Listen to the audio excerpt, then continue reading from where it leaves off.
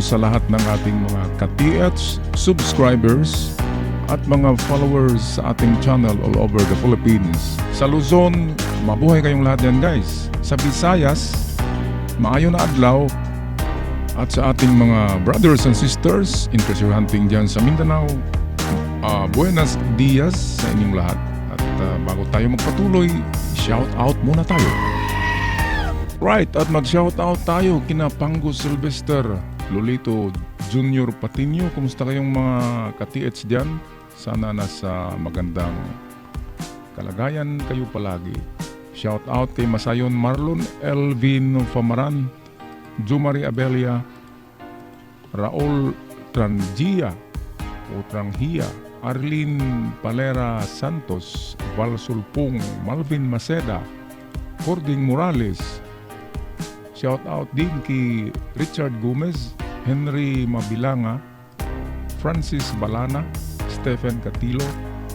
Also to Franklin Asierto, Maribel Kerog, Arla Montilla, Rex Alipo, and shout out din kina Efraim Berbanya, Nelson Hadulco, Arnold Wapen, Emerald Batang, kay Yads Mualil. Okay, kumusta kayong lahat mga ka-TH?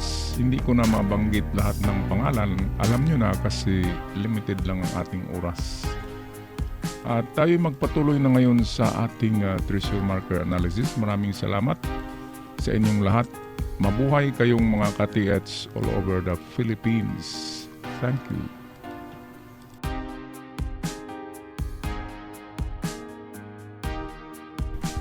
Okay mga ka-TH, sit back and relax kasi merong napakagandang treasure marker na naman dito.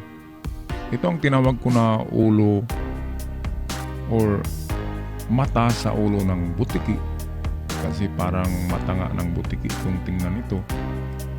At para namang uso ng butiki, di ba? Kung maka-side view yan. Kaya ang pointer ng treasure, ang direksyon nito ay papunta dito kasi pagbasihan natin yung mukha ng butiki. Ngayon, ang hindi natin alam ay ang distansya. Ang distansya niyan ay makukuha dito sa itong linya. Ang ganyang klaseng linya na maiksi na malalim, minsan ang kahulugan niyan ay 4 meters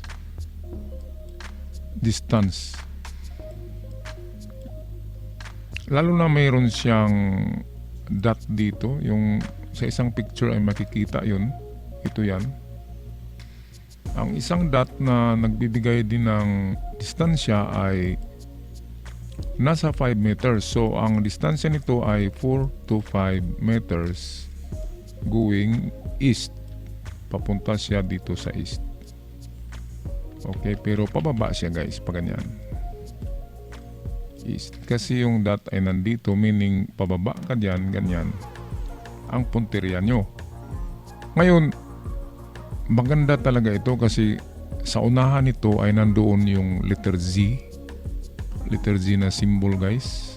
Ang Z ay nagtuturo yan lalo na pag halimbawa nakaganyan yan, mas mahaba tong parte dito. Ito yung pointer. Ang Z ay kahulugan niyan ay treasure down or treasure in 5 meters distance. Kaya dalawa ang final natin guys na digging spot sa unahan. Isa yung sa baba mismo ng Z at isa yung 5 meters galing sa Z sign na papunta sa kanyang harapan. Okay, meron pa akong napansin dito guys. Ito ay meaning ng entrance, tunnel entrance or way. Yan. Ang sabi ng symbol dito ay itong bilog ay treasure on the spot. At merong itong door or entrance in 4 to 5 meters. Papuntang kanan or sabihin natin kung yan ay east east yan. Okay? At ang dalawang nagtuturo nito ng direksyon na papuntang east ay itong kanyang ulo na nakaharap siya doon. Pati na itong dot. Kasi ito yung malaking dot, ito yung item.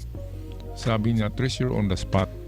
Ang treasure on the spot ay hindi na yan aabot pa sa 10 meters. Ang treasure on the spot pwedeng 3 meters, pinakamalayo ng 5. Nandyan lang talaga yan sa 1, 2, 3. Pinakamalayo ang 5 pag ganyang mga treasure on the spot.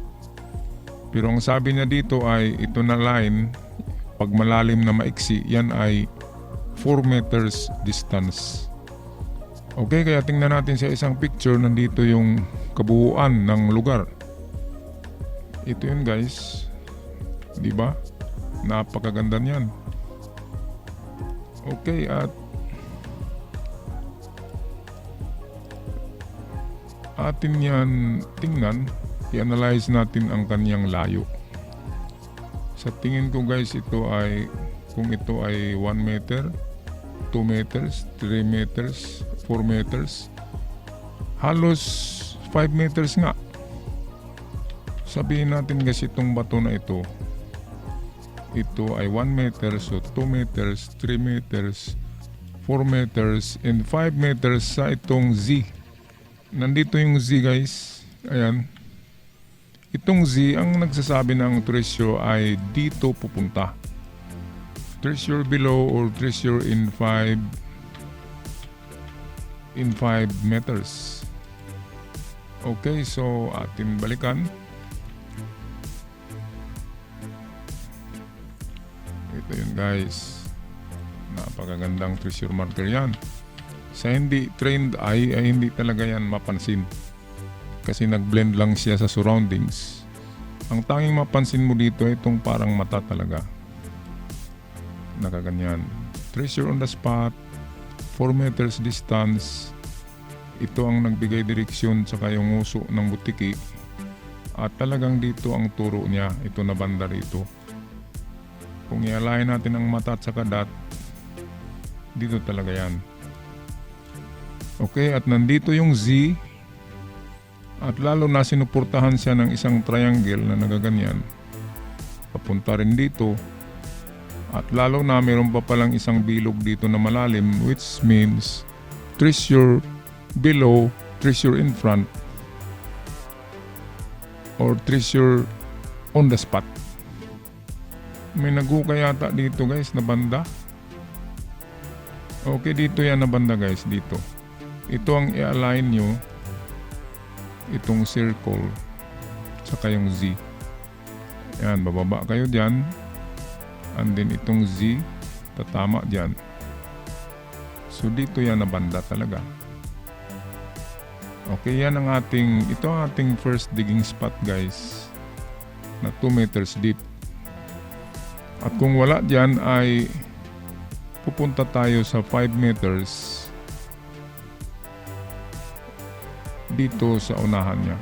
Pero pag ganito ito guys, kasi yung tinitingnan natin ay yung direksyon ng Z, ito. Dito kasi yan. Tama bago guys. Dito yan. Okay, kaya ang una natin na hukay ay treasure below. Yan ang unang kahulugan, treasure below, or kung wala dyan, treasure in 5 meters. Sabi ng Z. So ang 5 meters sa palagay ko ay dito banda. So ito ang ating pangalawang hukay, 5 meters yan. At kung napansin nyo guys ay nakatingin dyan yung mata, di ba? So itong 5 meters second digging hole, ito yung una, which is treasure below, sa baba mismo ng sign na ito, itong bilog at ng Z.